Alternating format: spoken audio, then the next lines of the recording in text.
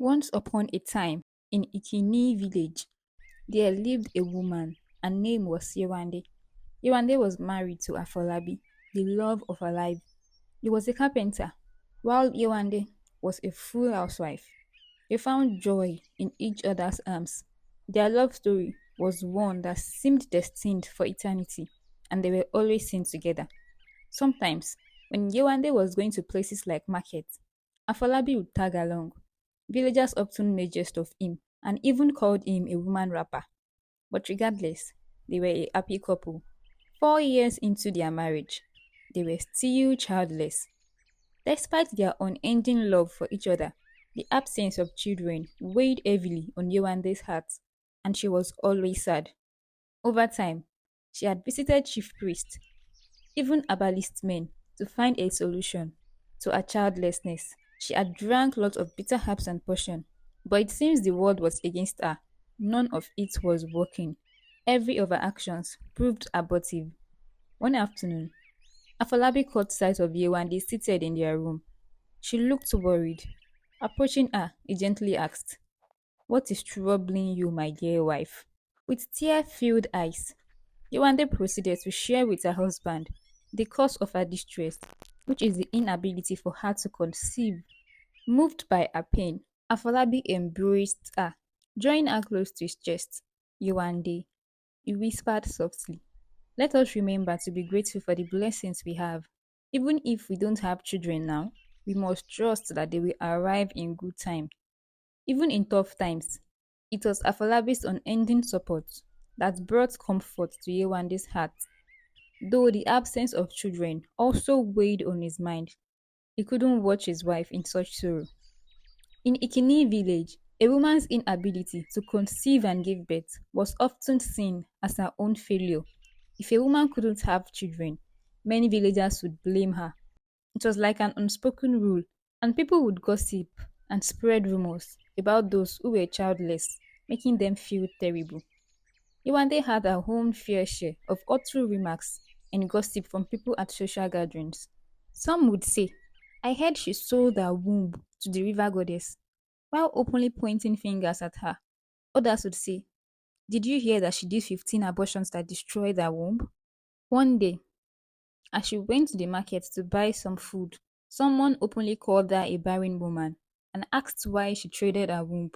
This triggered laughter from nearby women who mocked Yewande for being childless. These words left Yewande deeply saddened, making her to leave the market in tears and cursing herself for being in this situation. As if that wasn't enough, her mother-in-law, Mama Shade, a stern woman with a very sharp tongue, made no secret of her disappointment. She blamed Yewande for their inability to conceive, accusing her of being cursed and unworthy of bearing children. She would come to their house from time to time just to confirm if Yewande had taken in, and every time she realized she was still seeing her period, she would curse and insult her. "Leave my son alone, you barren woman!" Mama Shade's voice echoed through the room one day. "Let me carry my own grandchildren, Abby. If I were barren like you, do you think you would have gotten married? I don't know what my son is doing with you when you can't even fulfill your duties as a wife." Her words cut through the air like a sharp knife. But Afolabi, ever the compassionate husband, stepped in to defend his wife. "Mama, what is the meaning of this? Why are you tormenting my wife? We will have children when the time is right." "Ah! Ah!" Mama Shade exclaimed, her frustration obvious. "This woman has fed you something. Eh? Otherwise, you won't be acting like a fool. And I warned you. Oh. I told you this woman was not good for you. Now, can you see? No child, nothing, nothing. Everything about her is so empty." Yewande, overwhelmed by emotions, found herself in tears, unsure of what next to do. Her mother-in-law's harsh word pierced through her heart, leaving her feeling powerless and defeated. Mama Shade's gaze turned cold as she looked at Yewande. "Don't worry, I know what to do. I can't continue to sit and watch you destroy my son's life," she declared, before storming out of the room, the sound of the door slamming shut echoing in the dense silence. Meanwhile, Afalabi wrapped his arms around Yewande, offering comfort and reassurance. Don't worry, it will be fine. Just ignore our words, he whispered, his voice filled with unwavering support. But despite his words, Yewande couldn't shake the feeling of sadness that had settled over her like a dark cloud. That day, Yewande's spirit began to sag under the weight of Mama Shadi's scorn. Her mother-in-law had said something that bothered her so much. She said she wasn't going to sit and watch. Knowing Mama Shadi, she knew nothing good would come out of whatever plan she was scheming. Yewande thought hard and came up with a plan to silence the whispers of gossip that followed her everywhere she went, a plan to also silence her mother-in-law. Yewande had a friend. Her name was Eniola. Eniola had lost her husband in a tragic accident years ago, leaving her a widow at a young age. Despite her grief, she had never fully let go of the memories of her beloved husband. In Yewande's darkest hour, she turned to her closest friend Eniola for solutions. She explained what she had been going through to Eniola, her friend. Eniola, who had known Yewande since they were children, understood the depth of her pain. Yewande, Eniola said, see, you are just too calm. If it was me, I would definitely teach that Mama Shade a lesson. It's this calmness of yours that make people treat you so bad. But Yewande quickly shifted the conversation to a different direction, not wanting to gossip about her mother-in-law. With a hesitant voice and trembling hands, Yewande said, Eniola, I have a plan. I I think you should sleep with my husband. Eniola's eyes widened with shock. She couldn't believe what she just heard. But Yewande continued, you know, maybe we can give him something to drink. And when he is unaware, you can have your way with him. Yewande had asked Eniola to sleep with Afolabi, her husband, with the sole purpose of conceiving a child in her place, to give them the family they so desperately desired, and mainly for her mother-in-law to stop tormenting her. Eniola recoiled at the suggestion. God forbid! Yewande, I would never do such a thing, she protested. Afolabi is your husband, your soulmate. How can you even utter such words? Eniola felt it was a stupid idea and strongly rejected it. Besides, she continued, I won't have a child for a man who isn't my husband. Never. At this point, Eniola was almost shouting. Yewande, realizing her plans weren't going as expected, quickly added, maybe you should marry him instead. Please, marry him, she pleaded. Yewande also knew it was a foolish idea. But then, desperation had overtaken her. She felt there was no better option at that moment. She thought that if she couldn't give Afolabi a child, perhaps her best friend could step into that role, and maybe it would appease her mother-in-law. Yewande held Eniola's hands and said, I know your heart still belongs to your late husband, but I need you to help me. With a deep sigh, she continued, I don't know what my mother-in-law is scheming right now, but I know nothing good will come out of it, so I really need your help. She understood that Eniola still loved her late husband, and even if she married Afolabi, there wouldn't be any competition between them for Afolabi's affection. And besides, Eniola was her best friend, whom she trusted so much. At first, Eniola rejected the idea, but as Yewande pleaded with her, tears streaming down her cheeks, Eniola's resolve began to crumble. She agreed to Yewande's plan, believing that it was the way to save her friend from the torment she endured. Yewande left Eniola's place feeling relieved. But then, as she walked along the familiar path that leads home, her mind raced with the thought of the news she had to share with her husband. Now, all that is left is how to tell Afolabi, she thought to herself. Upon reaching home, Yewande found Afolabi relaxing in their room. With a deep breath, she settled beside him and brought up the topic that had been weighing heavily on her mind. Afolabi, she began, there is something I need to discuss with you. Afolabi, caught off guard by the seriousness in Yewande's voice, turned to face her, his brows furrowing in concern. As she explained the plan she had, Afolabi's initial reaction was one of shock. The very thought of marrying another woman filled him with unease and discomfort. No, Yewande, he protested, shaking his head in refusal. I cannot agree to this. Never. I will never do this. He stood up in anger and left the room, banging the door behind him. Over the days, Yewande couldn't shake the sense of sadness that lingered in her heart. Afolabi, witnessing the distress on his wife's face, felt his decision began to shake. He couldn't bear to see her suffer, knowing that his refusal to consider her request was causing her such distress. As the days turned into weeks, Afolabi found himself struggling with conflicting emotions. On one hand, he remained steadfast on not marrying a second wife, yet, on the other hand, he couldn't ignore the pain he saw reflected in Yewande's eyes. He realized that his love for Yewande far outweighed his thoughts about getting another wife. He couldn't bear to see her suffer any longer, knowing that his stubbornness was only driving them further apart. With a heavy heart and a sense of resignation, Afolabi made the difficult decision to agree to Yewande's wishes and marry her friend, Eniola. The thought of marrying Eniola filled Afolabi with a sense of guilt. He couldn't shake the feeling that he was betraying Yewande. Yet, as he looked into her eyes and saw the glimmer of hope that had returned to them, he knew that he was making the right choice. With a mixture of excitement and apprehension, Yewande embarked on a journey into the unknown, a journey that would forever alter the course of her life and the lives of those around her. Plans were made, and the wedding day came. Mama Shade was the happiest. Now, you are acting like a real man, she told her son, Afolabi. After the wedding, Eniola moved into Afolabi and Yewande's home and settled into her role as Afolabi's second wife. Yewande was happy that her mother-in-law gave her breathing space. She didn't even notice her anymore. She was now all over her son's second wife, providing her with herbs and medicines that would quicken the conceiving process. But then, it was so clear that Afolabi had great love for his first wife, Yewande, and directed all his attention towards her. Over the days, Eniola watched from the sidelines as Afolabi and Yewande's love blossomed and grew, their bond stronger than ever.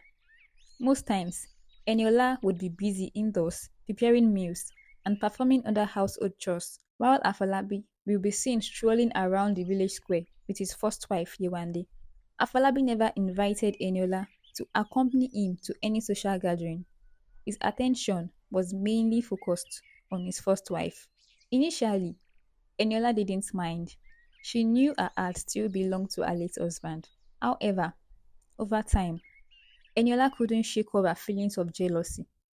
Afolabi's favoritism towards his first wife, Yewande, began to bother her deeply. No matter what she did, Afolabi never acknowledged her presence. Beyond fulfilling his marital duties at night, Eniola felt like a stranger in their home. As Eniola's jealousy increased, she couldn't help but compare herself to her friend Yewande and would often say to herself, so she brought me here as a baby maker, but still wants her husband to herself. What does she even have that I don't? Eh? Yewande, unaware of Eniola's deep jealousy, often showed the gifts she received from her husband, thinking Eniola would be happy for her. Little did she know that Eniola envied her for having a husband who showed her affection. One day, as Yewande proudly displayed another gift from her husband, Eniola put on a smile as if she was happy for her. But deep down, she couldn't contain her frustration. This woman is flaunting her husband's love in my face, she muttered to herself. Feeling neglected and unappreciated, Eniola decided to take matters into her own hands. On a bright sunny day, Eniola told Yewande and Afolabi that she was going to see a relative and won't be back till the next day. They bid her farewell and she left. But instead of going to see a relative as she said, she went to see an herbalist man deep in the forest. Baba, Eniola said to the herbalist man, my husband will never show me affection no matter how I try. He always wants to be with his first wife. He doesn't buy me gift or anything. She complained sadly. Please, I can't allow things to continue this way. The herbalist looked deep into her eyes and asked if she wanted Yewande to be eliminated. Eniola, filled with fear, quickly replied, "Ah, no, I don't want her dead. But I want my husband to love and cherish only me. I want him to hate his first wife with passion, for her to endure everything she made me go through, and even worse, the herbalist man gave her two dolls tied together. He instructed her to put it in a place where no one will ever see it, and her husband shall see only her forever."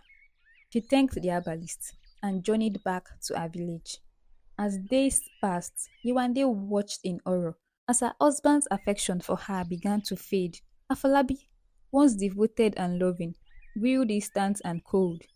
His eyes filled with a strange emptiness that sent shivers down Yewande's spine. Eniola began receiving a lot of affection from Afolabi whenever he wasn't busy with work. He would spend most of his time with her. However, that wasn't enough for Eniola. She frequently spoke negatively about Yewande to Afolabi whenever they were together. Afolabi's hatred for his first wife grew so intense that he was constantly shouting at her and finding fault with everything she did. Yewande couldn't comprehend what was happening. She became isolated in her own home. The only time her husband talked to her was when he wanted to throw insulting words at her. She felt so miserable, and her only friend, whom she had trusted, had taken her husband away from her. She didn't even have anyone to confide in. Eniola was delighted by the special attention she was receiving from Afolabi, and because of this, she sometimes maltreated Yewande, assigning her tasks like washing her own clothes and giving orders in a bossy manner. Yewande, on the other hand, felt powerless to refuse Eniola's demands. She feared facing her husband's anger if she dared to refuse. There were instances when Afolabi even threatened to kick her out of the house. Despite her discomfort, Yewande would always obey Eniola's wishes to avoid conflict with her husband. Weeks passed, and Eniola became pregnant. Everyone was happy. Mama Shadi even made several delicacies and brought them for Eniola. "Eniola, you are a wonderful girl, though," Mama Shadi said. "The moment I saw you, I knew you were going to be different from that empty woman." Eniola smiled. She was getting affection from everyone. She was also pampered by her husband. Afolabi would not even let her lift a finger in the house. All the houseworks were now upon Yewande. She became a slave to both her husband and Eniola. Yewande was also pleased about the pregnancy, as it was the main reason behind her decision. She thought to herself, at least Afolabi will have a child of his own, and the house will be filled with the lively presence of a baby. However, she also felt a mix of sadness, fear, and grief. With Eniola now pregnant, Yewande realized that nothing would prevent Afolabi from sending her away anymore. But she still chooses to be hopeful. Few months later, and Eniola was still enjoying the overwhelming love she was receiving from Afolabi and also from her mother-in-law. Everything was in place for her, and very soon she would put to bed. But that wasn't enough. She still had other plans. "I have to get that witch out of this house completely," she muttered to herself one day. She thought deeply and came up with a plan. In the middle of the night, when everyone was asleep, Eniola broke Afolabi's saving box, where he always saves money, and took a huge sum from it. She tiptoed to Yewande's room silently, making sure not to wake her, and hid the money in Yewande's bag. She smiled to herself after accomplishing her mission and went back to sleep.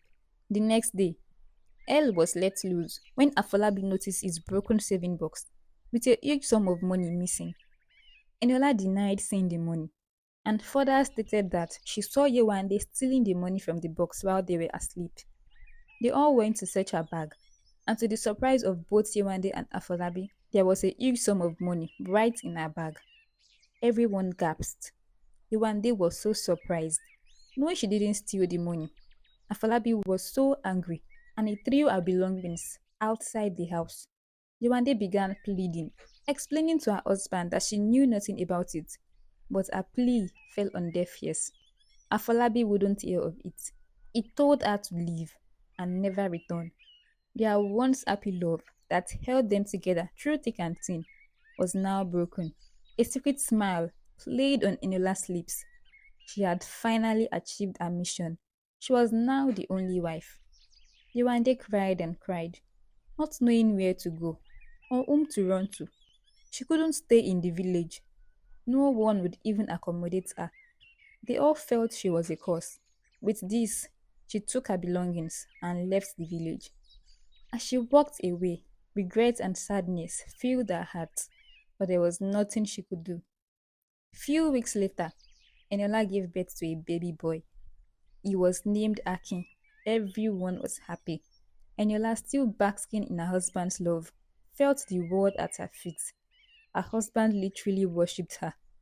Even Mama Shade was on her side, always praising her son for marrying a virtuous woman. 4 years later, and Akin, now a bit older, was playing with his friends in the backyard. They wanted to make a special spot to keep their toys, so they started digging a small hole in the ground. As they dug deeper, they found something unexpected. They saw two toys tied together. Akin was excited to see the toys and went ahead to untie them to play with them. Immediately, a loud scream was heard from the room. Eniola, who was initially sleeping, had woken and began to scratch her body greatly. It was as if she was on fire. She was screaming loudly that everyone in the neighborhood gathered. Within moments, a strange box-like disease spread through her body, causing her even more pain and agony. She screamed, and with a shaky voice, she confessed her wicked deeds. She admitted to manipulating Afolabi's affections towards his first wife with the help of an herbalist man. After the words left her lips, the charm that had held Afolabi captive for years destroyed. He kicked her out in rage. The villagers didn't hold back their anger either. They cursed her, while some even spat on her. With her body in pain, Enola wandered the village until she finally ran mad. Afolabi, after regaining his senses, set out to find his true love, Yewande. The villager informed him that she now lived in a nearby village. He searched and eventually found her, living with a distant relative. While their eyes met, Yewande became overwhelmed with emotions. She couldn't believe her eyes. Her husband, Afolabi, stood before her. All the feelings that she had kept away all these years rushed through her again. After Yewande left the village, she never remarried because her love for Afolabi remained in her heart. Afolabi tearfully asked for forgiveness and explained what happened to her. Yewande, with tears in her eyes, said she had forgiven him long ago, and together they returned home. 2 years later, Yewande became pregnant and gave birth to twins. To the surprise and delight of everyone, people stopped calling her a barren woman and also stopped looking down on her. Even her mother-in-law was now treating her better. Yewande also became a good mother to Akin, not minding what Eniola did to her years ago. Afolabi, Yewande, Akin, and her beautiful twin babies lived together happily as one family. The end. So, what did you learn from this story? Let me know. I will be in the comment section. And I hope you also enjoyed the story. If you do, please click like punch that subscribe button. And don't forget to share to your friends and loved ones. Until next time, bye.